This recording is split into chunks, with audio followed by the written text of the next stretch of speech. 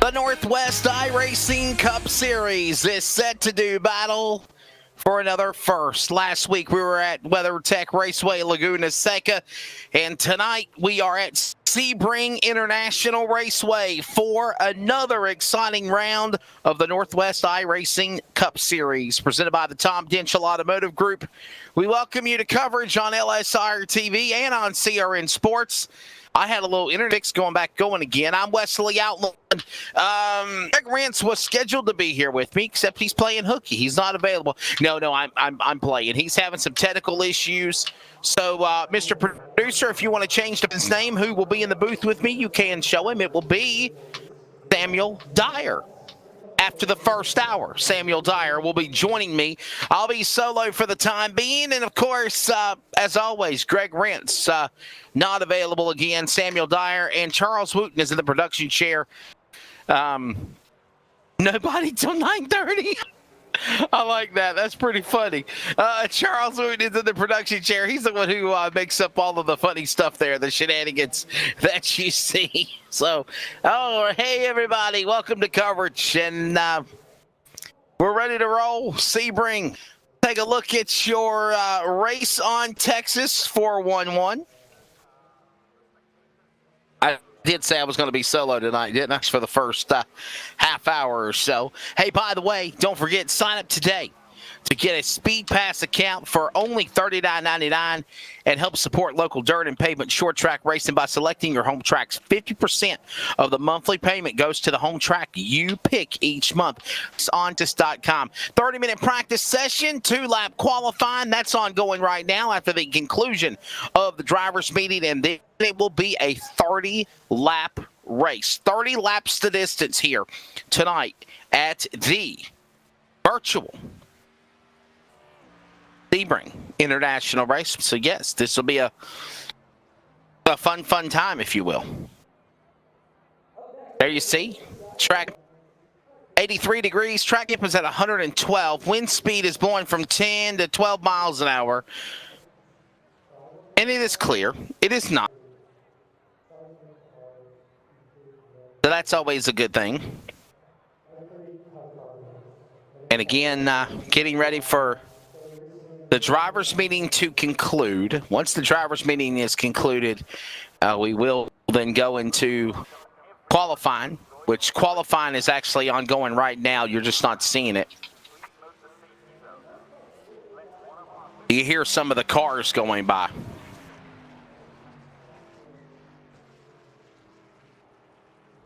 Understanding there's about less than 6 minutes left to go here in qualifying, so can we look at the point standings moving into tonight's event? Okay, so the point standings, I'll have to go over them with you real quickly. Where the drivers are currently in the point standings, our buddy, Charles just got done actually doing a 3-hour broadcast with me. And then basically I had to handle this battle by myself, so it's all good. But I'm trying to find the point standings here for the Northwest Cup Series. And once I get that typed in here, Northwest Racing Series is what I meant to say. There we go. And as we move into Season 2 for the Cup cars, here tonight at Sebring, we also want to remind you that next week, we will be at Pocono. NASCAR is actually at Pocono this weekend. Off for 4th of July confetti. Then we're going to Nashville Superspeedway, Rockingham Speedway. So a lot of cool, fun tracks that we're going to. But what I was looking for was the point standings. And as it stands right now, Sean Brightsman, who, by the way, swept the road courses at WeatherTech Raceway Laguna Seca last week. He picked up his second win of the season with his 6 top 5s, 9 top 10s. He's at the top of the points lead, 50 points back to Christopher White, who has 1 win. Remember, he won back at Charlotte. Dan West Jr. with 2 wins on the year. He won Richmond. He won at the Daytona race, the opening race at Daytona. He has 2 wins on the year. He's 55 points back. Kevin Smith has really impressed a lot of drivers. 69 points back. He is currently 4th in the point standings out of 12 races, 1 top 5, but 7 top 10s. Mr. Consistency, if you will. Then you have Lake Peterson, who has been missing as of late. 4 wins on the series for him. He is now 71 points back. He's 4th in the point standings, but he's the all-time winner so far this year on the Northwest iRacing Cup Series at 4. And Jeff Stabnow, though it has been a mediocre roller coaster ride for the 4K Ford driver out of Billings, Montana, he currently sits in the number 6 position in the point standings. 100 points back to the leader, Sean Brightsman, followed by BJ Tidrick, 109. 134 back is Caden Anderson. 139 back is Stephen O'Hare. Corey Walters is 10th in the points, 163 back. Then you have Stephen Paulison, Ricky Bozier, Kenneth Garber, Tyler King, John Audenbacher, Dan Lowther, Ryan Bloom, Carl Burke, Cole Raz, and Briar Reynolds are currently your top 20 in the point standings. As you hear some of the cars roaring down the track, they are qualifying. We do not do coverage of qualifying like we used to do before. They just honestly like there when we unveil who the fast qualifier is, get them lined up and get them ready to go racing. So, again, tonight's race, Sebring International. It is fun. It is exciting. We will keep an eye on it, and we hope that you enjoy it on your home for sim racing, LSRTV and CRN. We got a good one here for you. We do not want you to miss it. It's going to be a good race. I think it's going to be a good time. So Sebring International Raceway is a very unique racetrack. I just want to throw that out there firstly. We will go over all the logistics. Once we get cars on the racetrack, I am going to and will give you a synopsis, if you will, of what it is like to get around this racetrack here for the Northwest iRacing Cup Series. But throughout the night, you are going to hear words that are in the repertoire of Big Bend, Hairpin, Fanango, Cunningham, Collier, Tower, Bishop, Lamaze, Ullman Straightaway, and Sunset Bend. These are some of the names that you're going to hear. You're going to hear the word chicane. You're going to hear the carousel. You're going to hear the bus stop. You're going to hear what would not be a horseshoe or the corkscrew like we had last week at Laguna Seca, but so many descriptions to describe what is Laguna Seca. So, again, we will describe them as best as we can to you for those that are listening on CRN Sports, and if you are watching as well, to paint a picture so you have some of an idea of what we are describing. Sebring International Raceway, hey, it is a real racetrack. I have been to this race course before. With me living in North Carolina, it's about 600 miles south in Florida.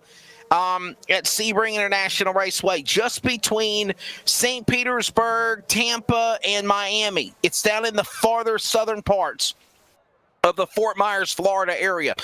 This is an exciting racetrack. Sebring International seems like they're doing something on a weekend basis, whether it's sports cars, road racing, go-karting, the big special events, IMSA, Indy cars ran here before. I've always said we should get NASCAR here. This is our debut for the first time ever, inaugural for the Northwest Cup and Truck Series. And we have the race when we come back. 30 laps from Sebring. We will step in just a moment from Sebring International Raceway. This is the Northwest iRacing Cup Series on LSRTV and CRN Sports. Coverage presented by Tom Denschel Automotive Group.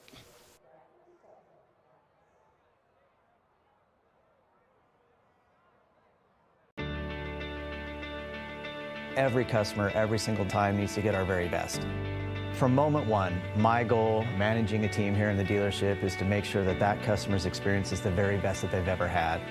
We expect and demand total transparency. There should never be a time in that transaction where the customer is wondering or not quite sure of what they're buying or what they're paying or those sorts of things. And having that transparency and doing things the right way is super important.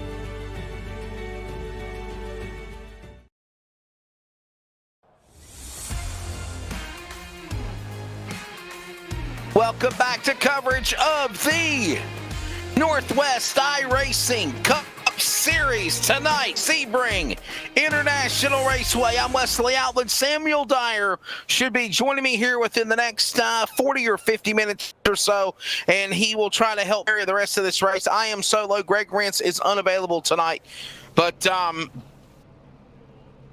field is gridded. Well, surprise, surprise, surprise, like Gomer Pyle. Guess who is on the pole? Back again, looking for win number 5. After a little hiatus, back again, Lake Peterson. He's on the pole. Starting lineup presented by Team 126 Racing. Lake Peterson on the pole in the 09. Sean Bright, winner, sweeper last week. Of course, defending Cup champion on the outside of 01. Kevin Smith, could tonight be the night for the man? Out of Prosser, Washington in the 00. Ryan Bloom, the 25, to his outside. Row number 3 will find Jeff Stabnow, the Billings, Montana, entering the 4K Ford. Noah Sherwinski in the 96 machine, teammate to the Bumblebee clan. Row number 4 on the grid, Devin West. Ready to go in the number 5 to the outside. It's a father-son duo.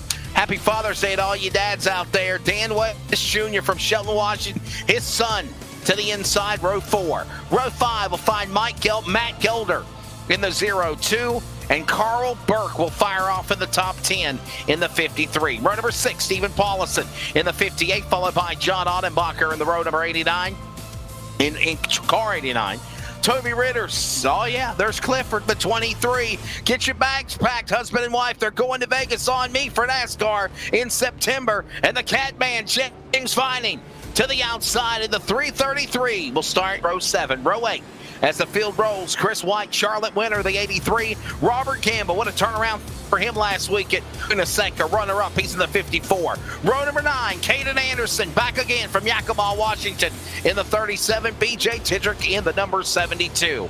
That's row 9. Row 10 will find Judd Wakefield, Aaron Cooper as well. They are coming to the line with Frank Harris in the back, green in the air. We are kicking the asphalt, Sebring, Florida, iRacing style. Here we go.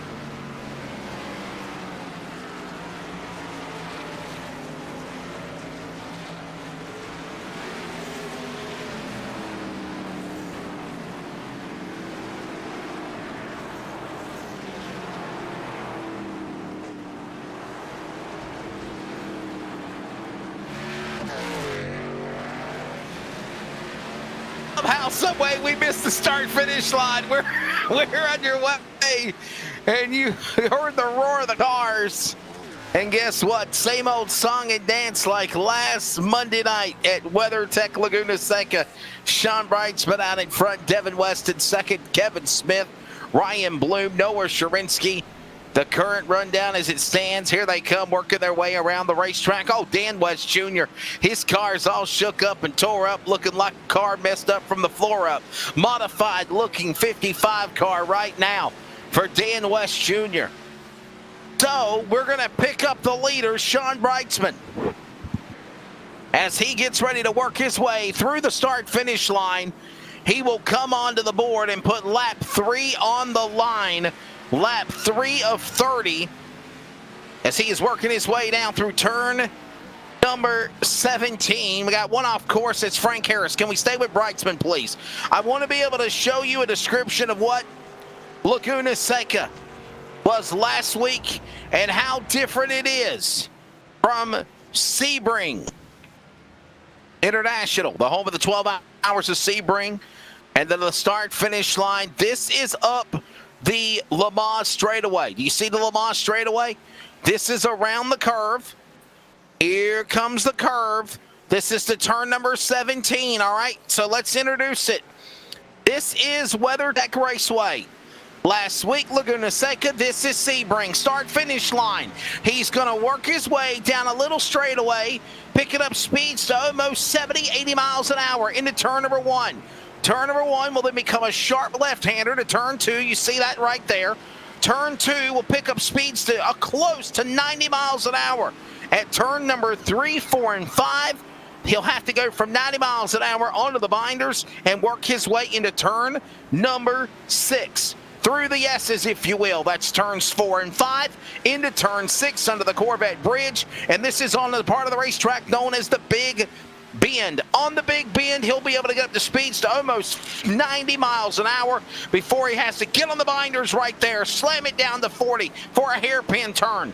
Turn 7 and 8 from the hairpin to Fangio in turn number 8. This is the Fangio corner. Turn 9 back up through Cunningham course. This is turn 9 at Cunningham to turn 10. He'll pick speeds to almost 94 to 100 miles an hour. Work his way through to turn number 10. Cunningham will become Collier. Collier to turn 11. The binders are there at 50 miles an hour. He'll top out at speeds to almost 55 miles an hour, at least 52 into turn 12 and 13. This is the Tower corner. From the Tower corner, he'll work his way all the way through Bishop Lane. Bishop Lane is a right-hander right there. You just saw it. And another right-hander. It's 13, 14, and 15, where he will top max speed on the fastest of the race course to almost 90 to 100 miles an hour. Turn number 15 will work into what is known as the Le Mans turn. The Le Mans turn will top out speeds to almost 60 miles an hour. He'll work his way through that part of the racetrack onto what is known as the Ullman Straight. The Ullman Straight will then work his way back into turn number 17 to the South Sunset Bend. Turn 17. Here he comes around the mountain. Look out, mama, when she comes. Cross the start-finish line, 100 miles an hour, top end, and there's a lap around Sebring International Raceway. Lap 4 of 30. Am I mad at you? So that is the way around the race course, and boy, oh boy, are you definitely getting some speed around here. What a show they're putting on.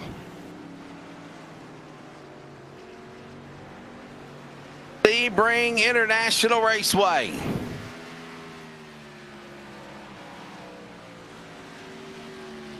I like the fact that we had the information to tell you almost how fast the speeds are they're top and how quick they're getting around the racetrack, because they really are getting it around here.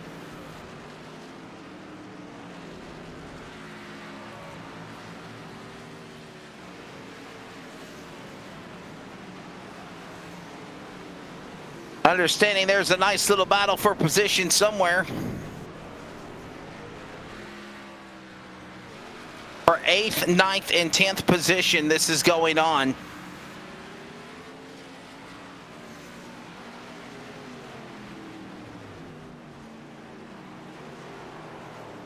You think of the S's, you think of the U-turn, you think of all the work that's around there, the first bend. Sebring International Raceway, a very unique race course.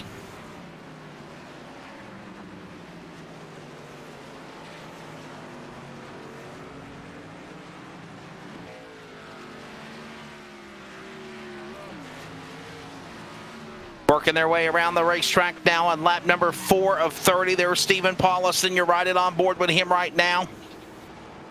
His Chevrolet rolling. Charles, is there a competition caution scheduled for halfway?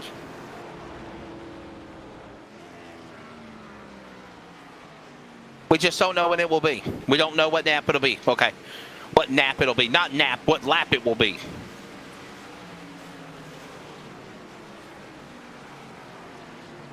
We don't know what lap it'll be that the competition caution will be, but we do know that there will be a competition caution sometime during the race.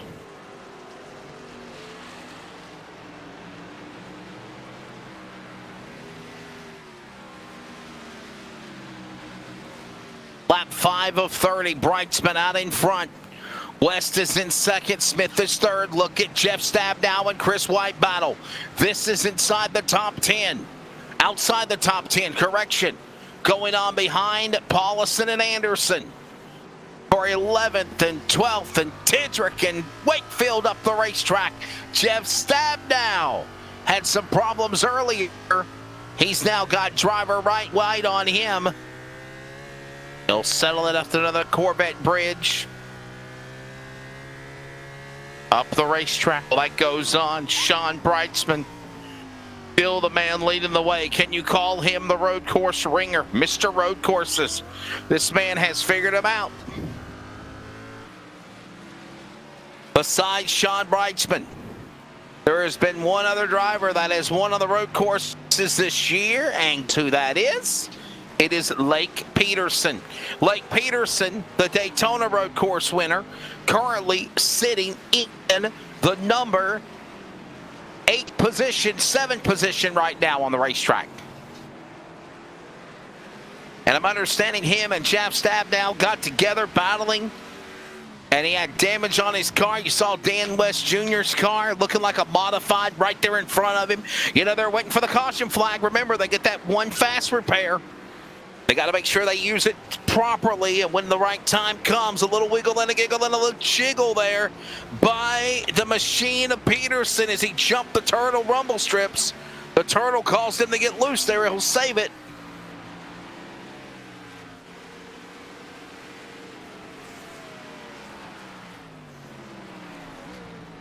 Understanding that the turtles here at the Sebring International Raceway are actually 3D scanned, so it's like hitting the real rumble strips, so they are actually poking up in the air, and if they hit them, it's for real. It will give them a ride. It will make them shoot up the racetrack.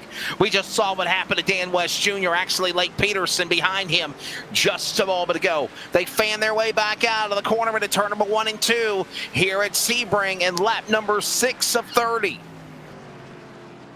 Understanding BJ Tidrick is out of the race. What a tough break for him in the number 72.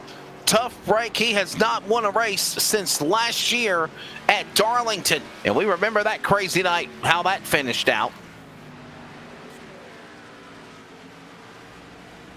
Working their way up the racetrack. That's the big bend to the hairpin to Fangio. Fangio will become Cunningham to Collier. Oh, looking their way through the S's. Hold on there. A little loose goose tight there. Anderson up under Paulison's car.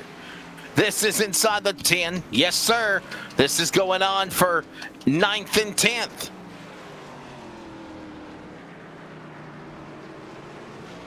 Understanding the biggest mover of the race is Caden Anderson from 16th to 10th. And trying to get more.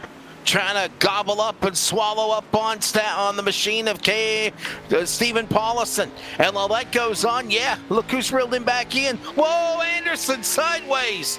Hit that turtle strips. We talked about it. You hit them turtles, and here comes Jeff Stapp now, ready to pounce like a coiled cobra on driver right. You're going to see him in a minute. Anderson shut the door. No, he didn't. Here goes Jeff Stapp now, like taking away your high school sweetheart on Valentine's Day.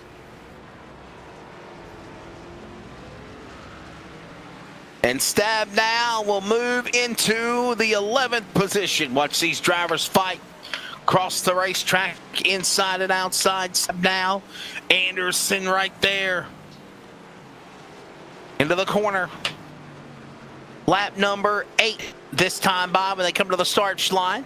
Anderson and Stapp now fighting it out here, coming off of that turn. This is the straightaway. This is, by the way, the Ullman straightaway. The Ullman straightaway. And that Ullman straightaway will then turn into the Sunset Bend right here. And working their way around the racetrack. Coming up, Sunset Bend turn 17 as they work their way back to start finish. And here is a replay for Sean Brightsman, your leader, as he just had some problems going around on the racetrack. What a save for the dirt track man. What a move, Sean Brightsman. But he allowed Devin West to reel him in. And there he is. That one little slip by Sean Brightsman got Dan West Jr. son, Devin West, to close in. Been a while since we've seen Dan West Jr., Devin West, the Shelton Washington family. Of course, they do real racing, and they got their jobs and lives and busy, and we're going to see them again. Of course, we haven't heard a lot out of Devin West since he dominated, man. It seemed like a month and a half ago, the dirt race at Bristol when we had that special event.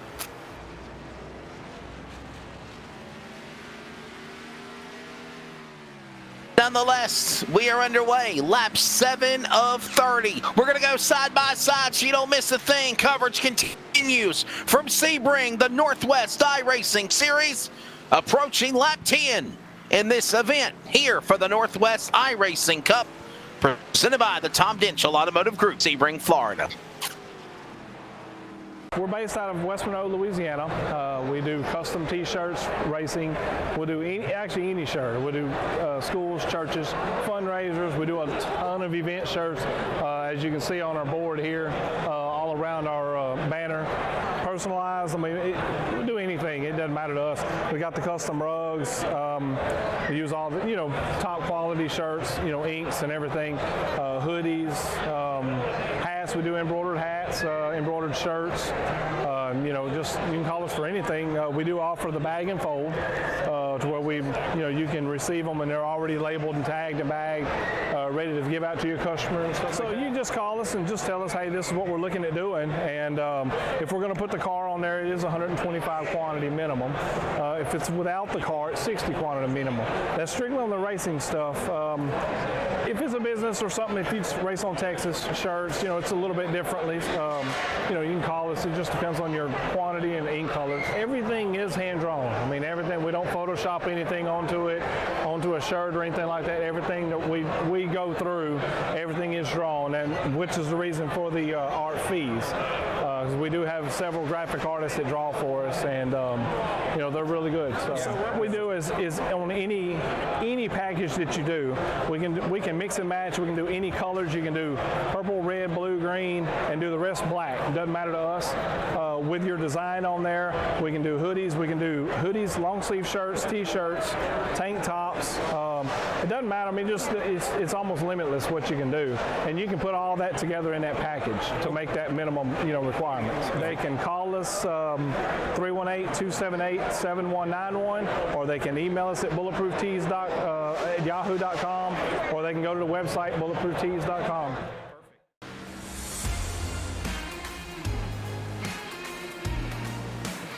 Well, we said that it would be 12:30 Pacific, or 12:30 Eastern time, midnight Eastern my time, 9:30 Pacific time. But he popped in about minutes earlier than usual. Samuel Dyer's in the house. He's filling in for Greg Rent. Samuel, we got a dandy here at Sebring. What's up, buddy? Welcome aboard. I wanted to see some road course racing. I mean, I saw that Laguna Seca was a stellar road course racing last week. Thought, hey, why not come in, help you rest your voice every once in a while? And so far, I mean, it's been a pretty stout racing. It's been fun watching the middle of the pack on how they're attacking. But currently, Sean Breisman is just dominating again. And by the way, Sebring International Raceway, this is a 30-lap feature.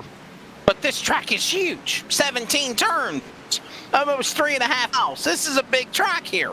Yeah, I mean, over almost 2 minutes and 12 seconds is what Breisman just ran. His best lap is 2 minutes and 9 seconds. It takes a while to get around this course, and especially with the tire wear and consistency, drivers' laps are getting a lot longer the longer the run goes on.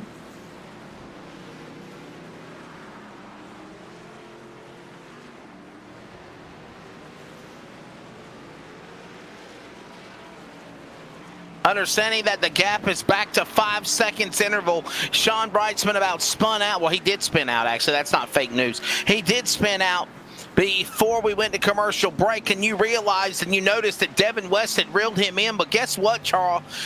Charles and I was talking during commercial, Samuel. Sean Breisman has cut the deficit between Kevin Smith, who's now in second, getting around Devin West, to almost a 5-second interval. Yeah, it's just incredible to see how these drivers are being able to try to recover from one another's mistakes. I mean, that's really the key of road course racing, is how do you limit the mistakes you're going to make on course? And if you make a mistake, hope that someone else makes a very similar mistake or even a worse one. And currently, I mean, a lot of consistency is the key for a lot of these drivers right now. And Breisman's been doing it, but Smith, I mean, great job on his part. We had during commercial break, there was a caution/green flag, and this is on board with Sherwinski, and look what happened to Sherwinski's car. This was during commercial break. Our producers were able to track it down in the LSRTV CRN Sports production truck, and look at this as we watch Sherwinski working his way around the racetrack. Sometime now or another, he gets into a wreck, I was told. Right here, speeding a little too much. What do you think? I mean, could have hit the rumble strips just a little off. So far, he's looking neat and tidy. Could have gotten onto the throttle a little bit too soon here, but so far, I mean, I think it's that point right there when he went off course where that hit our ticker.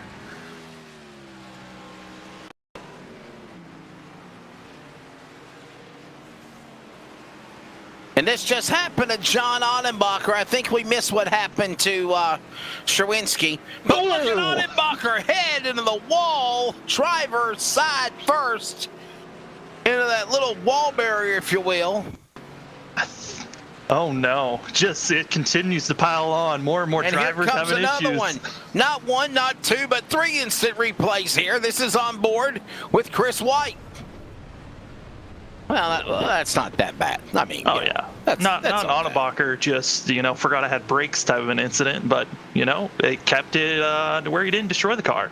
They Ray Abestis, the best in brakes. Hey, by the way, the true logistics of this racetrack is 6.02 kilometers, 17 turns, equivalating 3.74 miles. So if you do the math, pull out your ghetto racing calculator, 3.74 miles times 30 laps is actually 112.2 miles around Sebring International Raceway in total. It doesn't feel like it, but that's the miles of this race here tonight, Samuel. Yeah, I mean, for these drivers, it probably feels like they're doing 400 miles. I mean, it is constant focus. Every single corner, you got to make sure you hit your marks. And every lap, if you're being aggressive one lap, you got to cool off your tires the next. It is just constant worrying on how your tire is going to be reacting. But you're just seeing it. I mean, the drivers just don't feel comfortable as drivers have to pick and choose when they want to come to the pits. Like you said before, we really don't know when that competition caution is. That's so right. It's got to be a lot of hesitation on, do I want to come into the pits? Because someone could get lucky when they come into the pits. The next lap or 2 laps after that, the competition caution could come out. That was Judd Wakefield. There is Kevin Smith in the 00 machine. Devin West is reeling him in now. And we are, by the way, 1/3 of the way through. 20 laps to go, 10 laps in. By the way, Samuel, let's go and give you the full field rundown as we arguably 10 laps in the race, 20 to go. Samuel, Sean Brightsman leads the way. Kevin Smith is in second. Devin West is third. You see that battle of cat and mouse for second and third on the screen. Ryan Bloom is fourth. Noah Sharinsky, even though he had problems, is fifth. Dan West Jr. looking like a modified is sixth. Lake Peterson, 4-time winner on the series this year, is seventh. Stephen Paulison is eighth. Caden Anderson, ninth. And Jeff Stab now rounds out your top 10.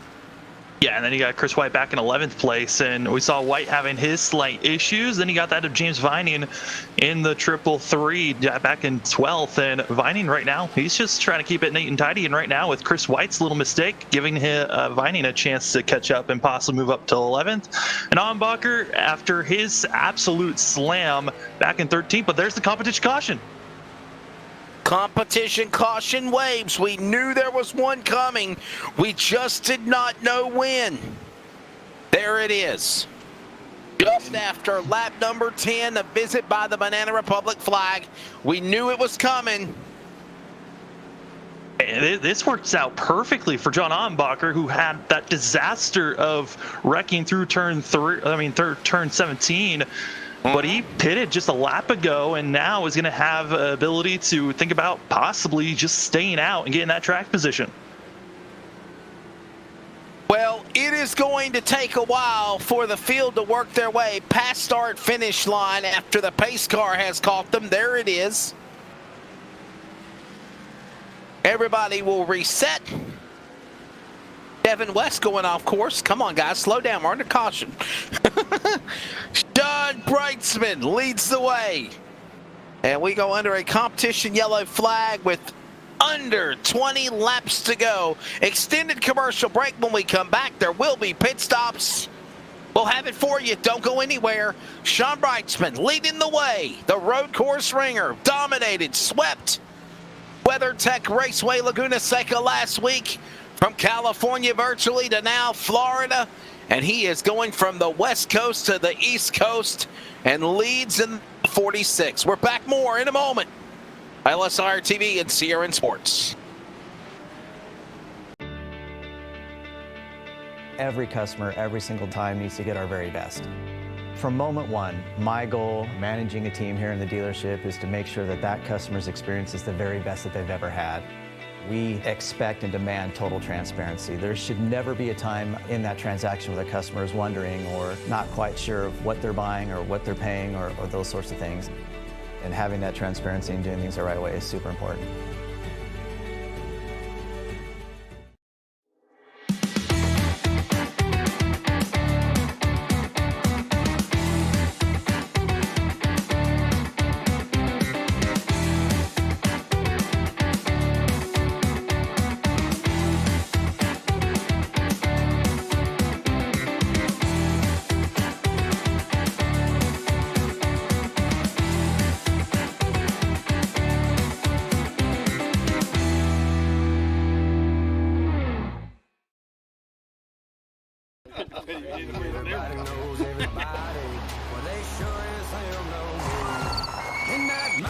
Look at that. Look how wide that deer is. Oh my god. Oh my god. He's down. He's down. Hold him up first, huh? Can you hold him up? Son, what do you think about that?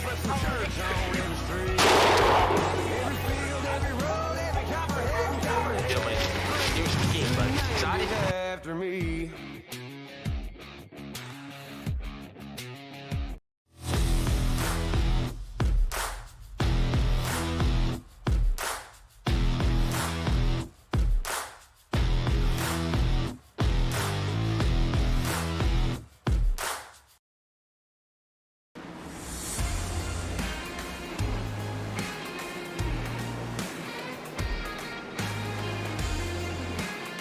Welcome back to coverage of the Northwest iRacing Cup Series, presented by Tom Denchel Automotive. Samuel Dyer, Wesley Outland here with you. Greg Rentz not available tonight. All right, Samuel, we said it was going to happen. Here comes the cavalry on the pit lane, except for John Ottenbacher.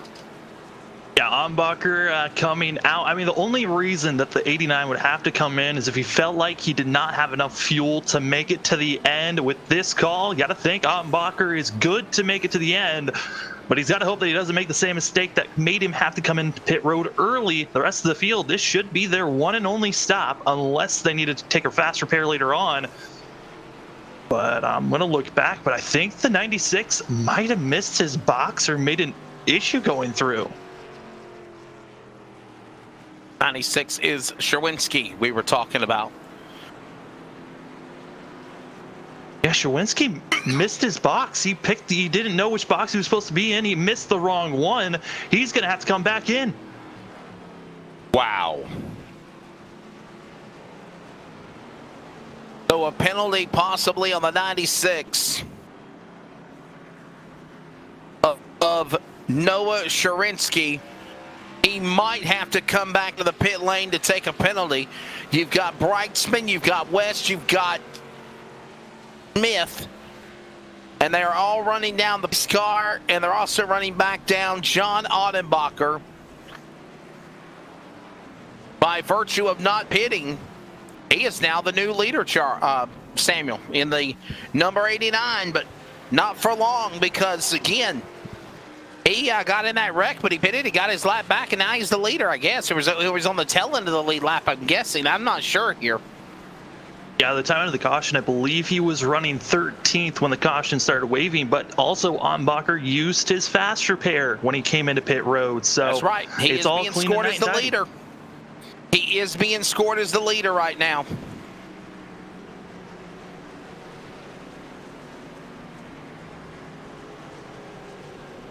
Sorry about that. Him was getting a Tinder message. Checking his computer start button. What files did he have? One of the skeletons are hidden in your closet. Now, there is a chance that this could be an extended caution just because Judd Wakefield was the lucky dog when the caution flag waved, so he is still not past the pace car to take that lucky dog position. So it could extend the cautions a little bit further, which is going to be helping the rest of the field out for them to save fuel and be able to make it all the way to the end without making a pit stop. I think they should be all right to make it without pitting again. 18 laps to go. And your guess is as good as mine, Samuel, and I believe also that they can go to the finish. They're going to be able to go the rest of the way here. We knew there was going to be one caution sometime within the opening first half of the race, just like we saw at Sebring today. We saw at WeatherTech Raceway Laguna Seca last week. Ottenbacher, and I'm not. Have they called Sherwinski down the pit lane? Is he going to suffer a penalty anymore, Samuel? Have you heard anything? Well, he doesn't have a penalty that he has to serve, but he does need to come into pit road. He did not come in and take service at all. He missed his pit box. He's coming in now. Here he comes. You knew that was going to happen. So it really wasn't a penalty for Sherwinski. It was just he overshot his pit stall, just kept on going. Yeah, it looked like, I think he got mixed up on whose pit box he was supposed to be in. I think he got mixed up with Lake Peterson's pit box because he pulled in the same box that the 09 did when he was supposed to be about 4 boxes back. So just a misjudgment, and that's going to be costing him track position that is so important to have, especially when Noah was up in the top 5 before that yellow came out. The lights are off on the pace car. So to be honest with you, I know he's going to be in the back, but this might be the smartest thing happen for Noah Sherwinski because he's not going to go a lap down. And I'm telling you, man, from bad luck to good luck, lady luck on the side of green 89, John Ottenbach. We saw on the replay where he pancaked the wall on the driver's side, had to do a fast repair, pitted before the competition caution, And now Samuel Dyer, he's in the catbird seat on the inside. Driver left of driver right, Sean Brightsman, as we get ready to settle him in for a restart with 16 to go here at Sebring. Yeah, this is going to be an interesting restart for our front runners because Ottenbacher qualified in 12th. He does not have the fastest car, and his fastest lap time were the times that we were seeing from Brightsman running after 10 laps of being on older tires. So it's one of those things we're expecting to see Ottenbacher just drop back in the field until he finds a spot that he can be comfortable at, which is very difficult here. This track is quite narrow. It's difficult to find spots where it's clean to make passes, so it's going to be tricky on how this field wants to figure out how to get by the 89. Even though he's got great track position currently. But let's set him up for you on the restart here. John Ottenbacher on the front row, along with Sean Bright's teammates to Team LSRTV.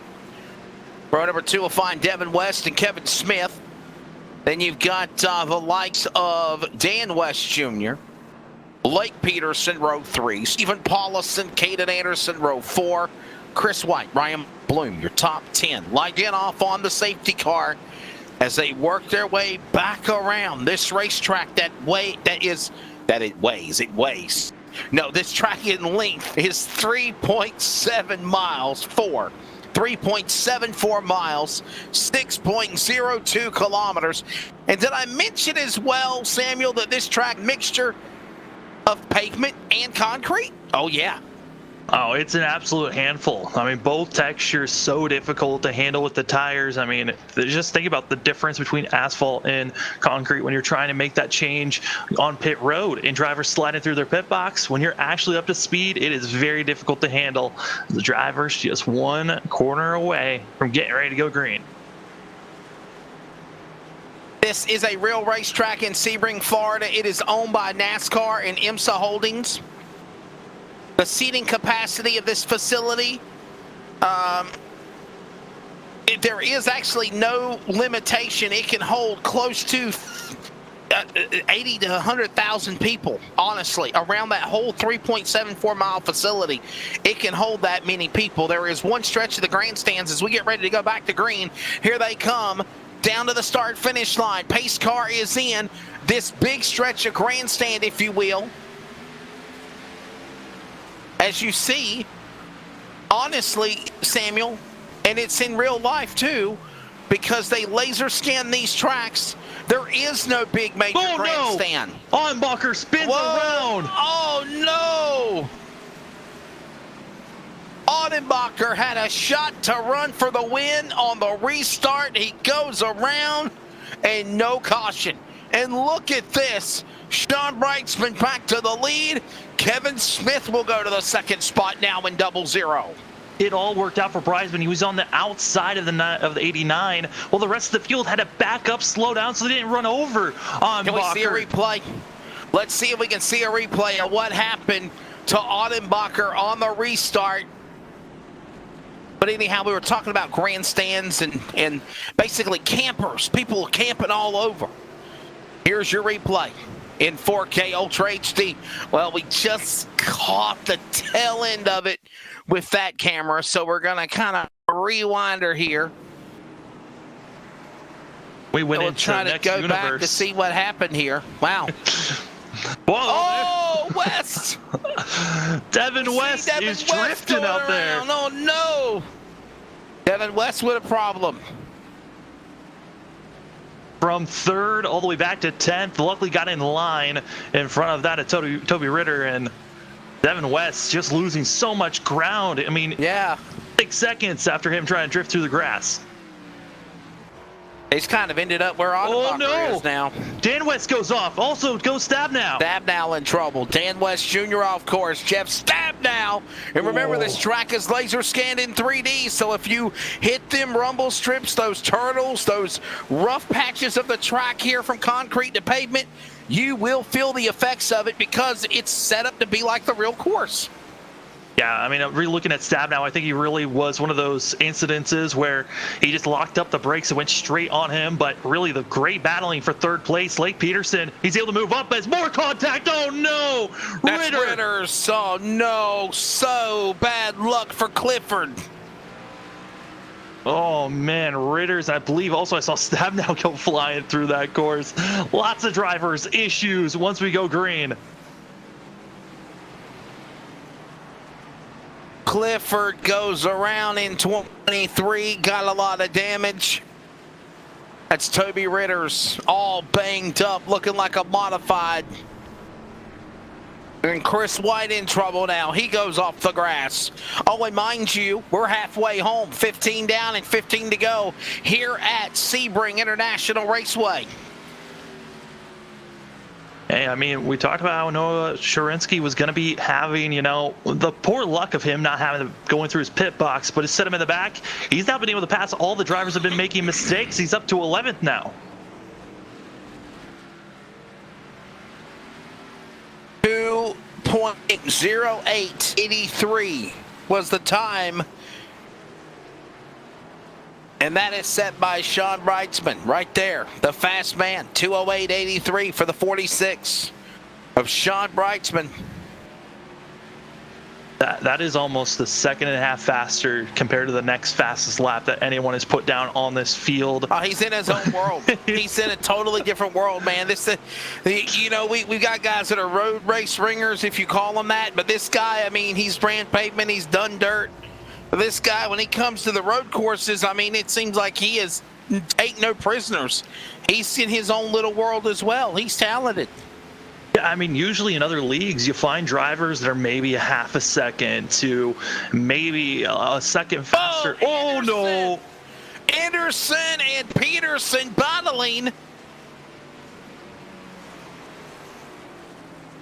for position there, and it looked like for a second, boy, is that is that Peterson? Yes, it is. It looked like Peterson was about to run Anderson up the racetrack.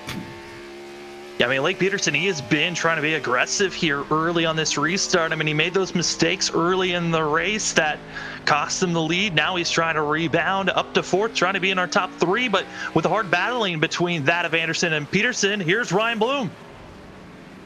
Ryan Bloom now in this battle to make it a three-car battle, if you will. Inside for fourth, fifth, and sixth. Anderson, Peterson, Bloom. There's West Jr. closing in as well. Oh, Stab now spins around. It looks like he got into the tire barrier. And major issues for the 24, losing about 3 positions. Yeah, what a tough break for Jeff Stab now. He was just in the top 10. And now he drops down to about 13th through the S's here at Sebring International Raceway.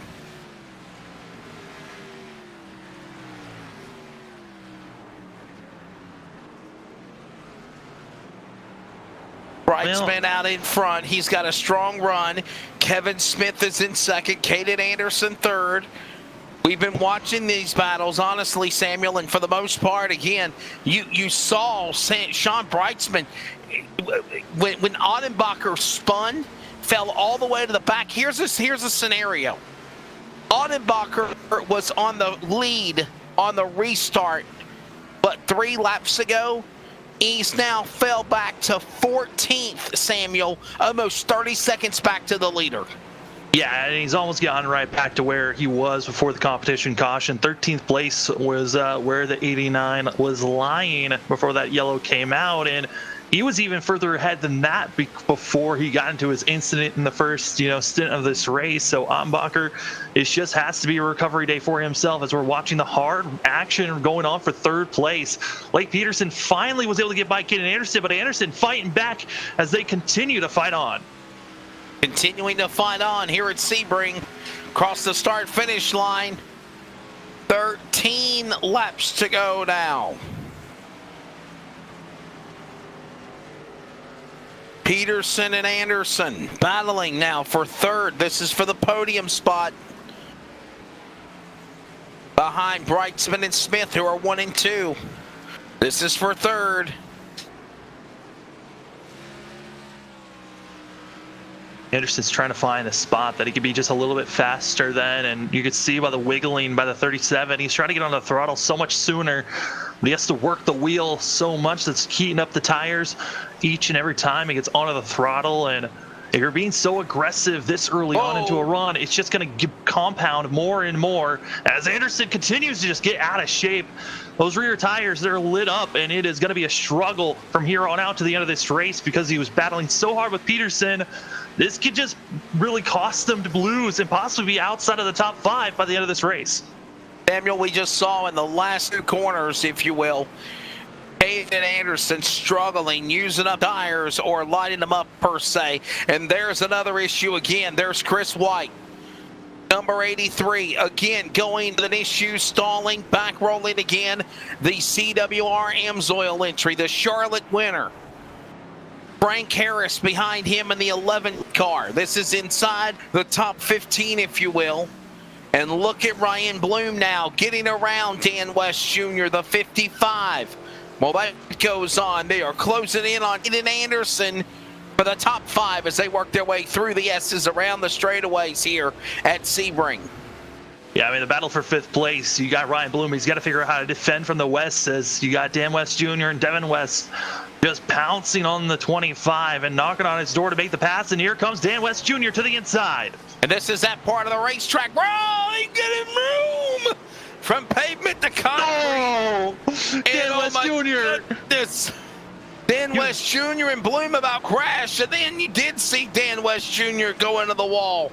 Replay, watch this on the fastest part of the racetrack, if you will, topping speeds at close to 50 miles an hour to 100 plus miles an hour. Ullman straightaway. Watch this, Samuel. You saw it break apart. Yeah, I mean, Dan West Jr. is just going to be coming in with a head of steam. He's going to try to lock up his tires on the entry of this corner, and you're going to see those tire marks light up. But that is a showing time that he is coming in way too hot, and he's going to lock up here and just no way of slowing down in those corners. And a hard lick. And now I'm kind of concerned for Devin West, the way that his car shuffled might have clipped the 5 just slightly on the rear end. Father-son.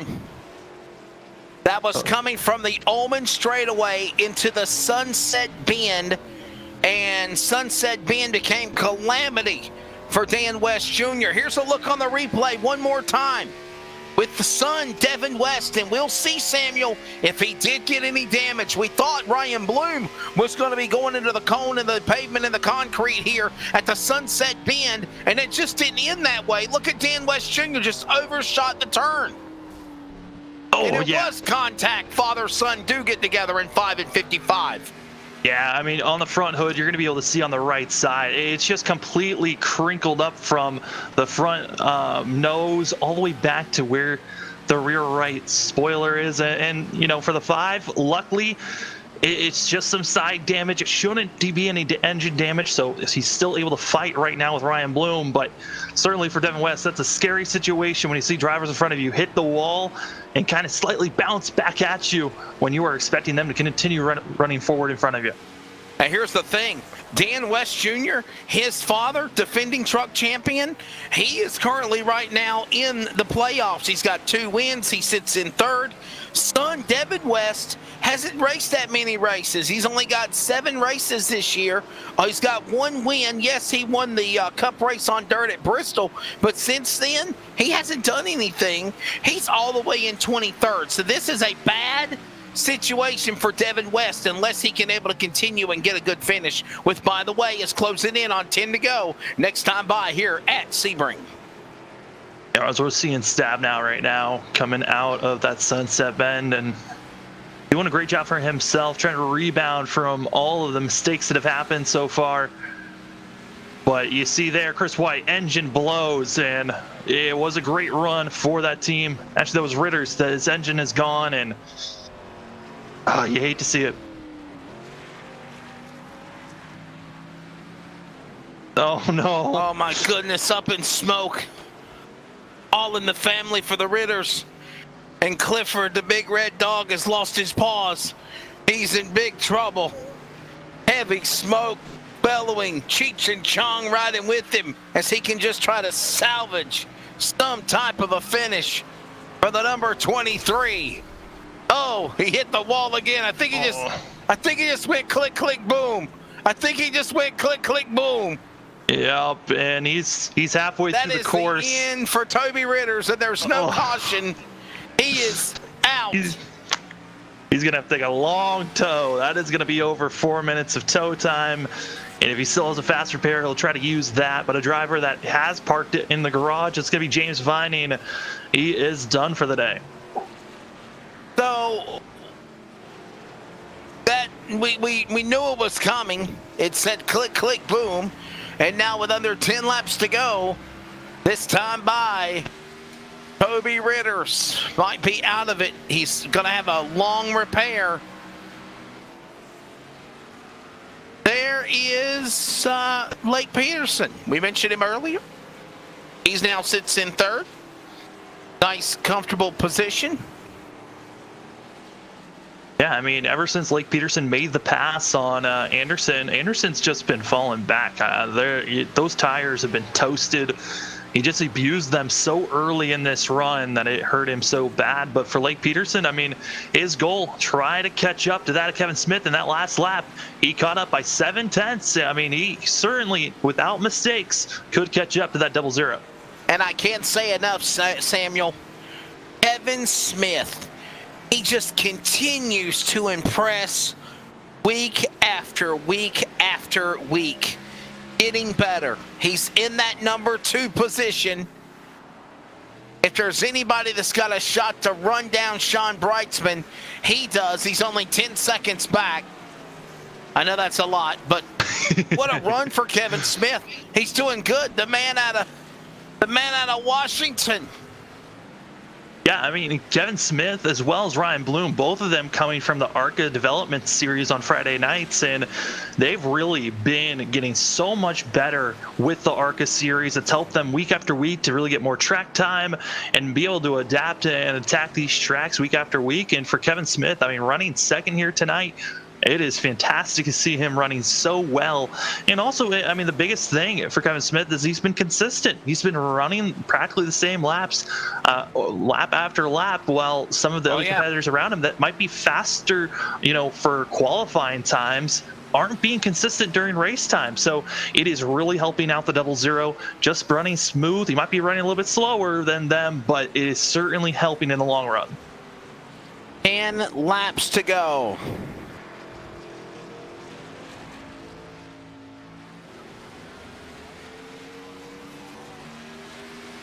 And 10 seconds isn't bad, but the thing is we just had a competition caution.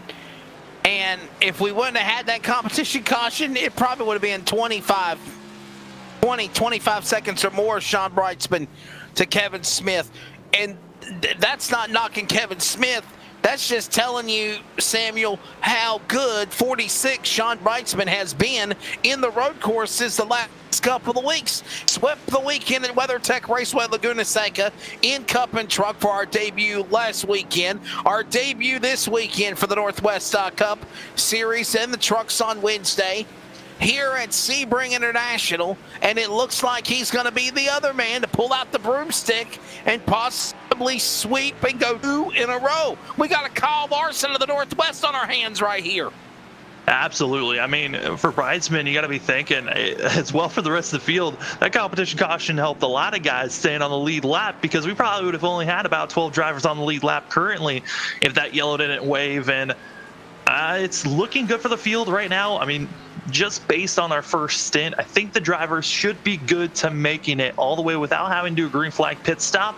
But I think John Ottenbacher might be our kind of control car. If he needs to pit at any time when he's been out there for currently 12 laps on this stint, yes, they were some of them under yellow for our competition caution, but if we ever see John Ottenbacher come into the pits within the next 4 laps, I'm going to be concerned for this field if they can make it to the end on this stint.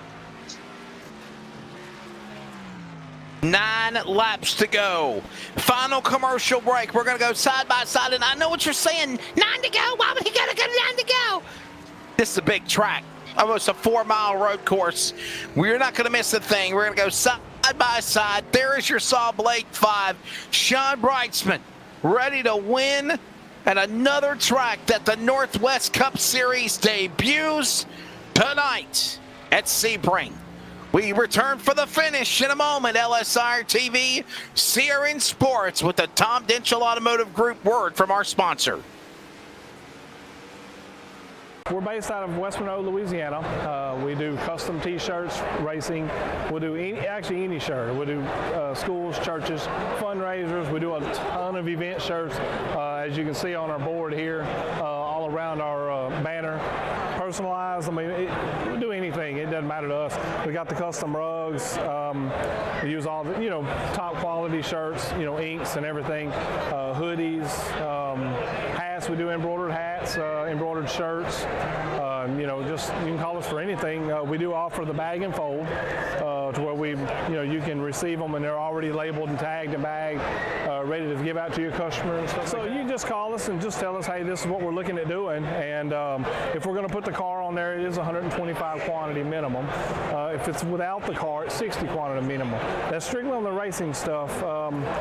If it's a business or something, if you race on Texas shirts, it's a little bit differently. You can call us. It just depends on your quantity and ink colors. Everything is hand drawn. I mean, everything. We don't Photoshop anything onto a shirt or anything like that. Everything that we go through, everything is drawn, and which is the reason for the art fees. We do have several graphic artists that draw for us, and they're really good. So what we do is on any package that you do, we can mix and match. We can do any colors. You can do purple, red, blue, green, and do the rest black. It doesn't matter to us. With your design on there, we can do hoodies. We can do hoodies, long sleeve shirts, T-shirts, tank tops. It doesn't matter. I mean, it's almost limitless what you can do, and you can put all that together in that package to make that minimum requirements. They can call us 318-278-7191, or they can email us at bulletprooftees@yahoo.com, or they can go to the website bulletprooftees.com.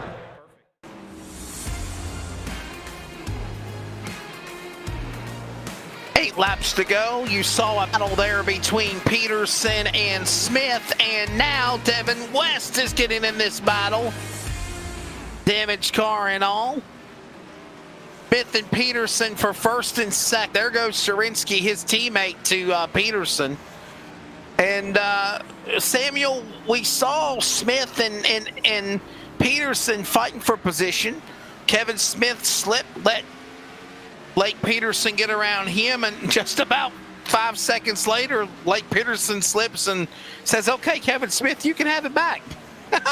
Yeah, it's a little bit of feeling giddy. You're seeing yourself. You're like, okay, I can finally make this pass. So you get back on the throttle a little bit too soon the next corner, and you just throw it away. As we're seeing now, Devin West going too wide, throwing that position away, and man, it's just one of those things. Where his dad about wrecked a few minutes ago, man.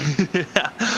Luckily, Devin, that is like the third time I've seen in the past 5 laps where he's gone wide on the exit of the corner, and he's not aiming for the same spot that his dad hit. He's going a little bit further than that, so he's got more space to recover, but certainly Devin's having issues. And around goes the 5.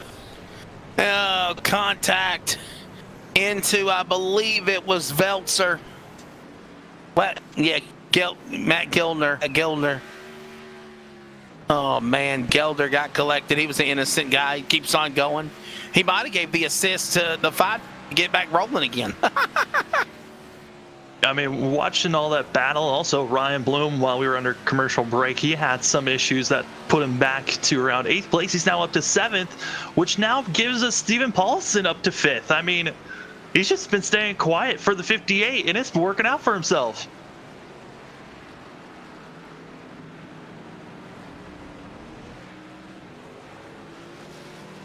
Seven to go.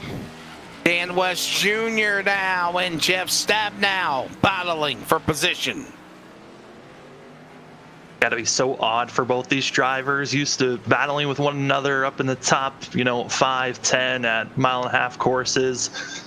And now they're in the back half of the field just battling out to survive. Both of them have had very tough spills since we got back to green flag racing after our competition caution, and I think both of them will be extremely excited once this race is over and try to get a little bit of knowledge from this race and hope to reset on Wednesday night.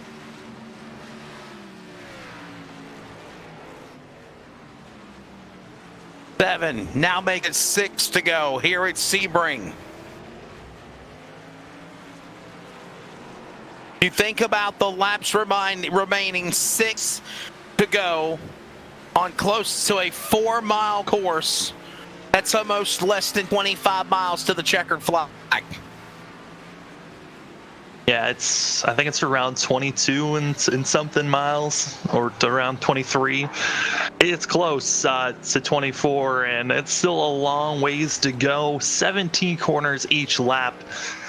Each and every time, and we've been seeing it a lot. I mean, a lot of the drivers in the middle of the pack, they've been really getting squirrely on the exit of the corner, just getting on the throttle a little bit too soon. And really, I think it's because the drivers are really smashing the gas, trying to get back onto the throttle as soon as possible, instead of easing their way onto the throttle and easing their way out of the brakes. That's kind of a trait that a lot of drivers need to be focusing more on, is how do you adapt with your tires and your brakes.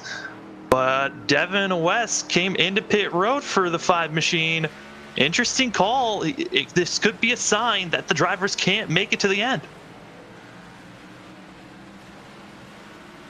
Could this be a late race pit stop, money stop? Need to make a stop. 6 to go. And the question could be, as we also see Ritter's car beaten and battered and banged, he's out of it.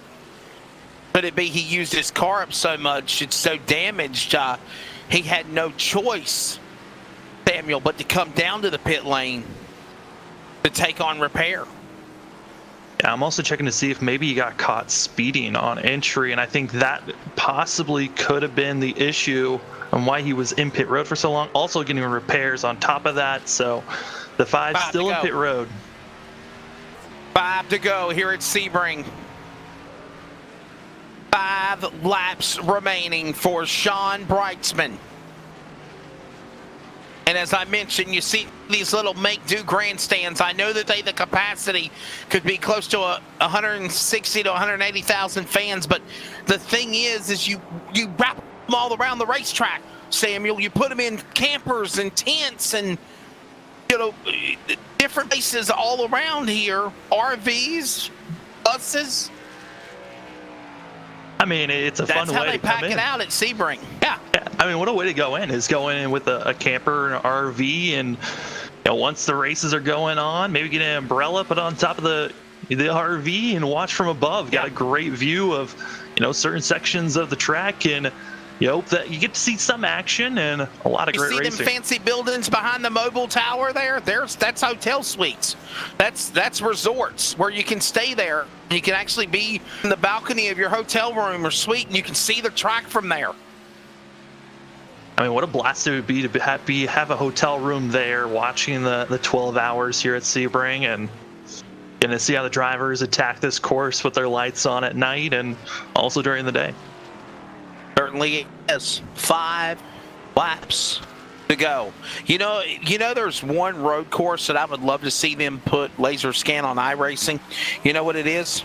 VIR, Virginia International Raceway. They do have VIR?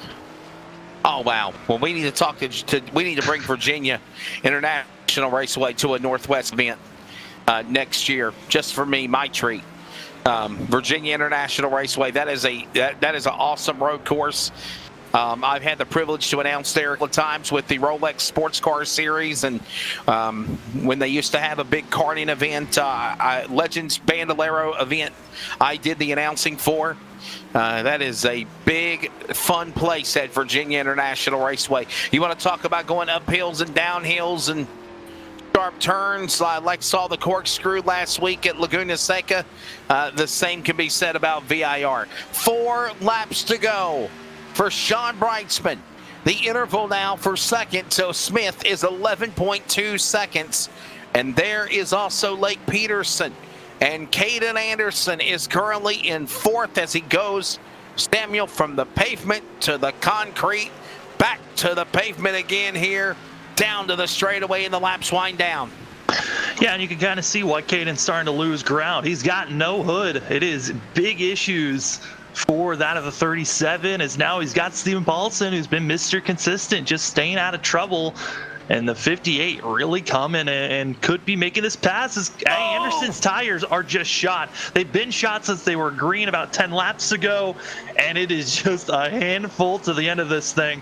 He's just got to hope that the tires can last until they get to the end of this race. I would say avoid the rumble strips and definitely watch your marks. By hitting your marks, be careful.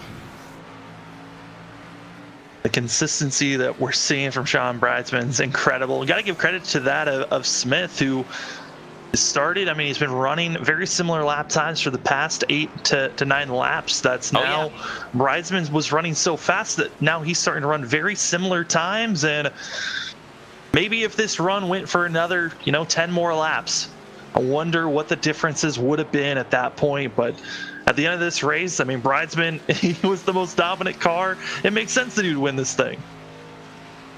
Yeah, what a phenomenal job for Kevin Smith, sitting there in the Tom Dinchell Automotive Group there. Number 00. Doing a phenomenal job sitting there. Sean Bridesman still the leader.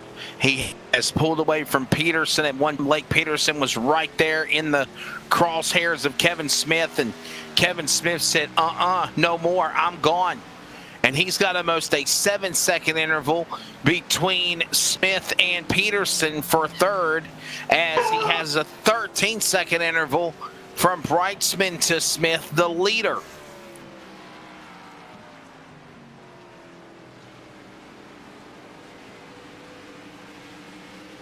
Three laps to go.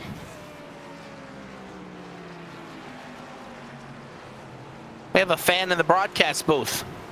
We have a fan of Clifford. Clifford, they want to meet you. 3 to go here at Sebring, and Sean Bridesman still leading the way. And might I add as well, Samuel, these races on road courses, they've not been boring at all. They've been very, very entertaining. We've just seen sheer domination by Sean Bridesman. Yeah, I mean, you either see drivers just spreading out and you're watching a race of drivers making mistakes, or you see what we've been seeing here tonight, a lot of drivers making mistakes, but also amazing racing throughout the field. I mean, we've got battling that's going on, possibly for that of 4th place. Kenny Anderson's kind of gotten into a rhythm currently, and then we've also got the battling for 7th place that's starting to go on right now with three cars getting involved, and it's just all over the place. Still great racing action everywhere. 3 to go. There is Elder, who currently sits in 9th. Dan West Jr. there, reeling him in. Odenbacher. And how about Odenbacher? Fell all the way back to the top 15. Whatever's happened in the last 5 laps, Samuel, he's been in stealth mode. The green 89 is back into the top 10 in 8th position. What a comeback. Yeah, he made that one mistake, and then ever since then, he was all on his lonesome, had to really hit his rhythm, find his spacing and all his breaking points, and he's really started to hone in here late in this run. I mean, he is running so fast. He could easily be one of the drivers up in our top 5 with the pace that we've been seeing from Ottenbacher these last 3 laps. 89's been doing a great job, and got to say for the driver in front of him of the 96, Noah's got to be careful because Ottenbacher's coming as we're coming close to the white flag here in just a few corners. That he is. Man, what a performance. So intrigued, and what a phenomenal job he has done. Sean Bright, 2 to go in his own little world. Matter of fact, honestly, he's caught lap traffic. He might get ready to put a car, I think, of Chris White a lap down. Yeah, it's either Chris White or Cooper, one or the other. Yeah, it's Chris White. He's understanding the situation. White's he's already done it multiple times of just going into the grass, getting out of people's ways. So White's probably the easiest lap driver to get by. Just been super respectful to all the lead lap drivers, and here comes Bridesman. I mean, what a run for himself. 2 weeks in a row of just utter dominance, and what a way to start this week at Sebring, showing once again why he is so good at road course races. Getting faster and faster and faster. Week after week, race after race. This, by the way, will also be his third win in a row. Can you say hat trick? Also, Samuel Dyer, John Brightsman won at Dover before the Memorial Day break. Then he won last week at Laguna Seca. Now he's about to take the checkered flag if he can hold on another lap in a corner for 3 wins in a row. Suffice to say, he is our Kyle Larson of the Northwest Racing Series. He'll work his way down the straightaway. The CRN 1 to go. More details on the Community Radio Network at wearecrn.com. And final lap around, all Sean Brightsman looking for a hat trick in his 3rd win in a row. His now 5th win in the Northwest Racing Series, if you're counting Samuel Cup and Truck. Yeah, I mean, what a season it's been. Sean Brightsman coming off of winning the championship last season for the Cups. And, you know, maybe this 2-week break was all that Brightsman needed. I mean, just to really hone in on these next couple of road courses. I mean, this is unprecedented to see 2 road courses in a row in a league, and it really challenged a lot of these drivers to have to really be focused on each and every corner for 2 weeks in a row. And Sean has done an amazing job for himself as he's halfway through the course. And actually, there was a situation that happened after a controversial call at Darlington where Cole Raz, Caden Anderson, even Sean Brightsman was put on notice and they had to be on probation for the remainder of the year. And even in doing so, Sean Brightsman has still held his head high and has been winning in this series. Yeah, I mean, why? If you're on probation, why not just be out front, win, dominate? You can't be involved in anyone else's issues if you're up front, leading almost every lap at road courses. It is a way to protect yourself. And Sean Brightsman has certainly done everything right so far this race. Up to 18.5 seconds the last time, and now 18.1. I mean, just continues to pull away. If that competition caution wasn't here, he'd probably be up by 30 seconds or more. He's on the Ullman straightaway in turn 16, coming off Le Mans for the final time. From the Ullman straightaway into the Sunset Bend and down to the Sunset Grill he comes. Sebring International, 5th win for Cup and Truck of Northwest, and the 3rd hat trick for the Northwest iRacing Cup Series. Sean Brightsman dominates here at Sebring.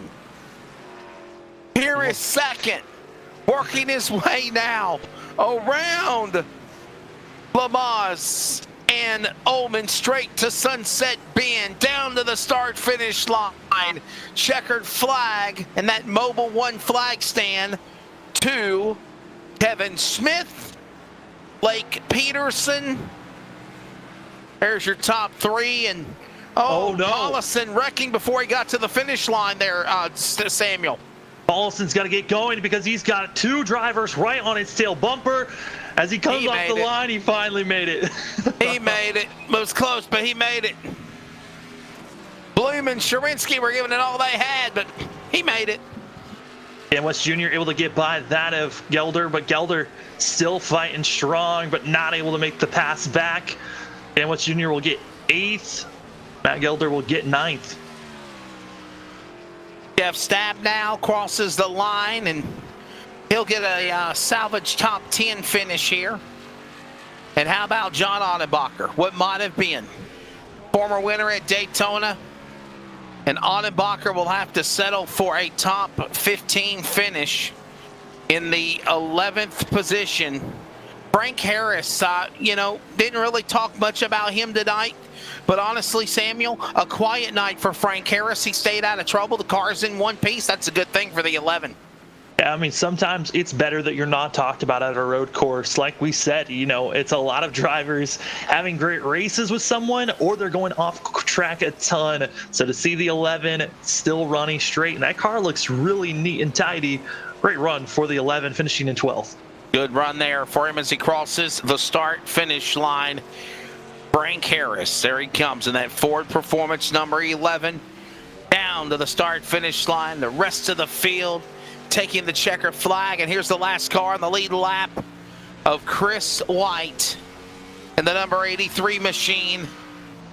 Somehow or another, he'll end up staying on the lead lap. He did not go a lap down. Maybe Sean Brightsman took pity on him. I don't know.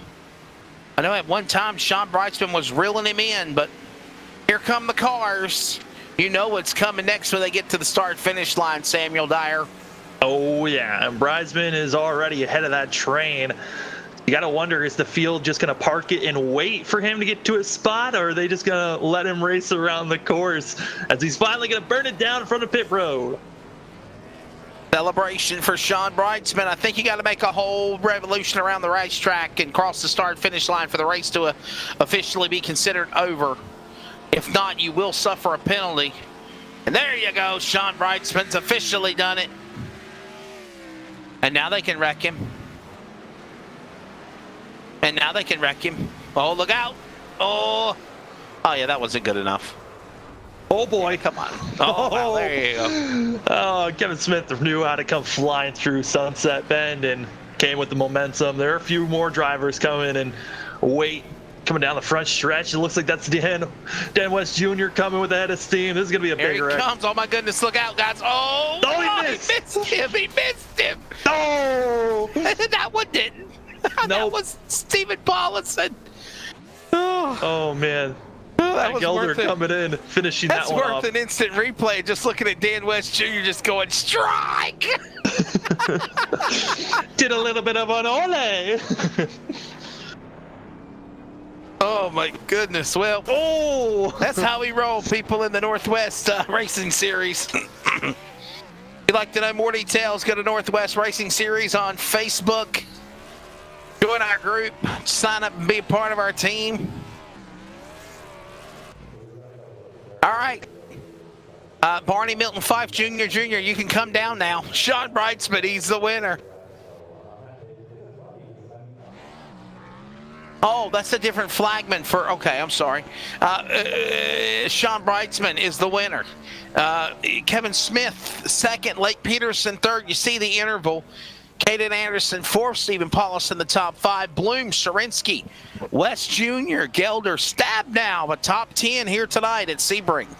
Then in 11th, you're going to see yourself with that of Frank Harris, Chris White being the last of those on the lead lap, with Aaron Cooper, Judd Wakefield, and then Devin West Jr. leading off the drivers that could not finish out this race with engine issues, just too much damage. Cody Ritter, James Vining, and BJ Tidrick, as well as Carl Burke, your top 20. Yeah, Carl Burke got problems right on the get-go. Didn't even finish. Did not even, it really didn't even complete the first lap. I think it was 30 laps down, so a tough break there for Carl Burke. Hopefully he can turn things around and try to come back on Wednesday for the trucks. That's the next time Northwest Racing Series action will be in competition. It'll be Wednesday night right back here at Sebring International. When we return, we will grab a word with Sean Brightsman, Lake Peterson, Kevin Smith. I'm sorry, my apologies. When we return, we will grab a word, but it's not Lake Peterson? Oh, okay. So Lake Peterson had to leave, so we'll grab somebody. We'll at least grab in second. Anyhow, we'll return. It's been a long night. It's been a long night for me as well. 5 hours of broadcasting.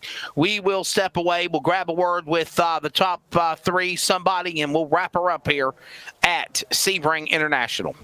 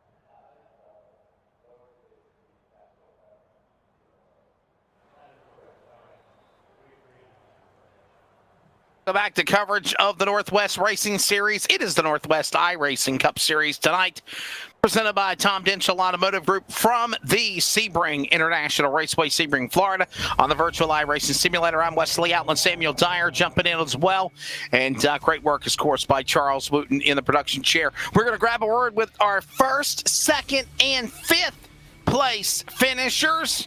To fifth place we go. What a job for Stephen Paulison. Blake Peterson is not available for interview. Neither was Caden Anderson. Stephen Paulison, we'll talk to you. A top five. Almost 15 seconds or so. Well, a lot of distance between you and Sean Brightsman, but what a good run for you, Stephen. I mean, this is a decent run, up 6 spots. Started this race 11th. What's your take of surviving Sebring with a top 5 podium? Oh, I don't know. I just stayed on the track, but I didn't even know Sean was in the race, but I did know Lake and Caden were. I mean, they both passed me. I think I passed Caden once too, and Lake spun out, so I passed him early. So I knew they were in there, and I was following them around a bit. Yeah, it was a good race for me. I'm happy with a fifth for sure, and I know Lake said he had something that he had to get to, so he couldn't make the interview. Yeah, I mean, Steven, you were having such a great run for yourself. You seemed like you were keeping your car clean. What happened on that final corner, though? It seemed like you got a little bit out of sorts and almost lost your fifth place position. Oh, yeah, I was really following Caden, waiting for a mistake. He made one and just tank slapped. I thought I'd get him, but I couldn't. And then I made some mistakes coming through the S's right before Le Mans and got a bad takeoff on Le Mans, so he got ahead of me. But then he started sliding on Sunset, so I was trying my best to get by him, and that's why I spun it there at the last bit. He was really slowed down. I almost had a chance to get him if I could have held it together. So that's kind of what happened there. And then I had to hurry up to get ahead of whoever was coming next. Hey, Stephen, last question, buddy. You can also thank your sponsors and segue to what do you think of the Northwest Racing Series running a lot more road courses? Are you enjoying them? Yeah, I wasn't. Well, I didn't get to do all. I think I only did one Laguna Seca, and yeah, I do. I like the road course. I like the variety. I'm think I'm a little more intimidated by the dirt coming up, but I'll try those too. Thank your sponsors on that number 58 machine. Have a Jim Bean on me. Oh, that sounds good. But anyways, I thank Da Vinci Racing, and we work together a lot on the trucks and with Jeff's help, and hopefully we'll get a truck that can get around here Wednesday. I don't think we're there yet, though, so depends if we get time or not. So thank that whole group, and thank you guys for LSRTV for bringing this all to us. And thank Tom Denchel Ford and Kevin Smith for sponsoring us, and Tom Denchel Ram, Dodge, and I'm sure he has Fords in his used car lot. I'll have to check in and see. I'll bet he's got Chevys too. I'm sure he does.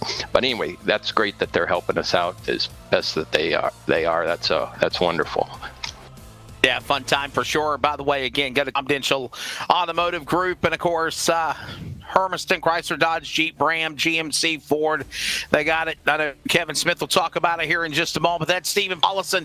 He will finish in the number 5 position. So, fourth went to Caden Anderson. Lake Peterson was third. They had other obligations. They were not available for interviews, so we put Lake Peterson, we put Stephen Paulison in the interview chair. 2. The 00, second place, Kevin Smith. You're getting better and better and better. Your thoughts on the runner-up finish here tonight at Sebring. Did you like this track? How about that, guys? Holy smokes! I am not a road course racer. I don't look forward to these road course races. With two weeks in a row, I was pretty intimidated, but pretty proud of myself. Put in some work. Work paid off. This track is fantastic. You can overdrive it pretty easily, and just happy with the second place finish. Ecstatic, actually. Yeah, I mean, Kevin, this track, road course racing, one after another. I mean, how much did you learn from Laguna Seca to here at Sebring? I know the elevation change from Laguna Seca isn't really here at Sebring, but what else did you capture from this course? Yeah, I mean, I think all of them. Starting with Daytona, I've learned a ton. I mean, the biggest thing's patience. I have a drag racing background, so everything for me is on the gas, on the gas, on the gas, and where's the brake, and that's where I struggle. And even on the oval side with the brake pedal and here, but yeah, I mean, I think each one of them is a little bit different, and I learned and just seat time and doing laps. I mean, that's the biggest thing for me, is just getting out there and running laps with these guys, because these guys are great. Man, fun time. Kevin, what's it going to mean to you, bud, when you finally break through into Treeland of the Northwest Racing Series? And besides ARCA, how soon is it coming, do you think?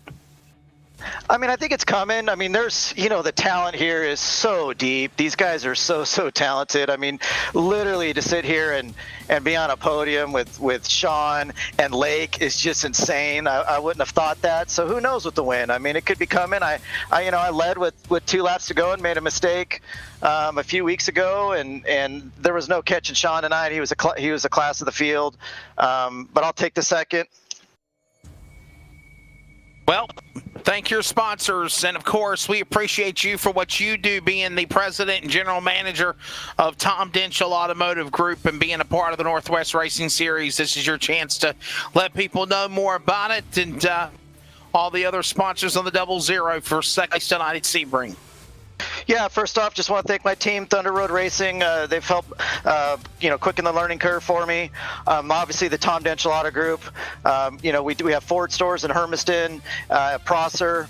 We have a Chrysler Dodge Jeep Ram store in Hermiston and over 800 used vehicles. You can find us at TomDenchilAutoGroup.com. Jegs has been with me the whole time through my racing career, and West Coast Goalkeeping. A goalkeeper supply company for soccer goalkeepers out there. And you guys, man, LSRTV, what you guys do is absolutely fantastic. Putting iRacing on the map, it's absolutely awesome what you guys do. Kevin Smith, Victory Lane in sight, coming very soon. We'll finish in the number 2 spot here tonight at Sebring International. The Victory Lane we go. He will pick up his 5th win now in the Northwest Racing Series, his 3rd win in a row now for the Northwest iRacing Cup Series. He swept WeatherTech Raceway at Laguna Seca. Suffice to say, and I mean this in a honest way, Sean Brightsman, I saw it at Nashville yesterday. He is the Kyle Larson of the Northwest Racing Series. Sean Brightsman, congratulations, bud. What a performance. I thought this was more dominating than Laguna Seca last week. Congratulations. Thanks, Wes. This Sebring is so technical. It's definitely a tough course. I'm just happy to get away with the win here. I hadn't ran too many practice laps, and looking at some of the charts and everybody that was a little bit faster than me, and that kind of worried me. And I was just able to string those laps together and stay consistent, and for the most part, stay on the track without incident. I mean, Sean, you once, like we said, you've been dominating during the road course racing, but here tonight, what was probably one of the more difficult aspects or corners for this course for yourself? I call it the Brightsman corner because I tend to overshoot it, but I didn't really have too many issues there. I'm not even sure what corner number it is. I just know the map in my head, but it's after the hairpin. As you shoot down the straight, you're making a hard right-hand turn, and I tend to just go through that usually and have to get down to first gear and make a super late apex and all that. So I was happy to avoid Sunset that. Bend. Yeah, that sounds right.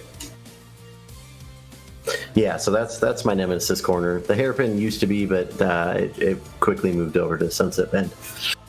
And transitioning from mint to concrete back to pavement, that's got to be kind of interesting. The turtles missing the rumble strips, those retaining wall barriers just out of nowhere inside. We saw what happened to your partner Ottenbacher, where he ate the concrete or ate the wall one time. You got to be on your marks. You cannot. I would say you can't drive this like a road course. You've got to be defensive all the way around Sebring, because if you make a wrong slip, it can cost you. Oh, for sure. I mean, it's definitely it's a track you can attack at certain points, but you really have to give what it take what it gives you. If you're not patient. I mean, we saw it going into the turn 17 there. I downshifted wrong, and next thing I know, I was heading towards the barrier. So it doesn't take much, but a mistimed downshift of a millisecond, and you're could be going around and wrecking. So it's definitely about staying on point, staying consistent, staying focused, and just trying to run the smoothest clean laps you can. John, final question, and you can thank your sponsors also in the segue in closing. Can you say about the domination you've had with the series? 5 wins in Cup and Truck the last month or so, month and a half, I guess what it would be. And then to top it off, basically just what are we going to see in the trucks on Wednesday night? Are we going to see another double sweep, pulling out the broomstick again? I know that's your plan. It definitely is. It means a lot to be up and getting wins every week and all that. I love racing road courses, especially in these overpowered stock cars. Really, it's a blast, and I don't even know how to say it other than I enjoy the heck out of it. If I could make run on every road course, I probably would. I wouldn't win every one, but I'd have a lot of fun. But I'm looking forward to getting back to some of our normal NASCAR tracks, Pocono, and looking forward to hitting the Nashville Super Speedway. I haven't been back to that in a long time, so I'm looking forward to our upcoming schedule. I know we still have 2 more road courses to go at Indianapolis Road Course in Montreal, and then Indianapolis. So I'm looking forward to it. I hope to continue the streak on Wednesday, but we'll see. You got to put in the time, the laps, and make sure that setup's built right for the Brights Boutique Toyota Tundra, and obviously tonight's Toyota Camry. So just got Victory Lane. Sorry, Wes. I just got to also thank Tom Bench Auto Group, everybody here at the Northwest Racing Series. They put a lot of time in. I saw a lot of people running laps. Talk about it to Kevin Smith. I mean, what a run to finish second there. He was running really, really good times, ran a great qualifying time. Thought he was actually going to get the pole, and then Lake grabbed that from him. So it's just an honor to race with these guys, and I look forward to Wednesday and then getting back to the oval stuff. So thank you guys at LSRTV and Central Welding Supply. He's going to look for his 6th win in the Northwest Racing Series and possibly a double sweep, if you will, for the driver of winning at WeatherTech Raceway Laguna Seca last week, and now at Sebring. The driver originally out of Puyallup, Washington, now from Tucson, Arizona, John Brightsman. Samuel Dyer, your final thoughts as we wrap her up here in Sebring, Florida, virtually on iRacing, and we'll come back and do it again with the trucks on Wednesday night. Yeah, I mean, tonight it was all Sean Bridesman. He just was consistent like he's been doing, all like he did last week, and continued it on here today. I think for, moving on to Wednesday, I think a lot of drivers got to focus up, make those setups very easy to enter these corners and have the power to get off and try to compete with this 46, but it is going to be difficult. I think the sweep is looking sweet for that of Sean Bridesman. Trucks, 11:30 Eastern, 8:30 Pacific on LSRTV. See you in sports Wednesday night. Congratulations again, Sean Brightsman, dominating here for the trucks. Coming up Wednesday for the Cup Series, he now looks to try to do a double sweep, as I reiterated on. What a job. Kevin Smith, 0-0. He's coming closer and closer to victory lane. Another great show, and again, a top 5 for Stephen Paulison as well. For Jeff Stabnow, everybody at Rocket Media, for Charles Wood in the production chair, Greg Rent's not available. Thank you, Samuel Dyer, for being available. I'm Wesley Outland. Be good to one another. We'll see you Wednesday night for the trucks, LSR TV. Good night.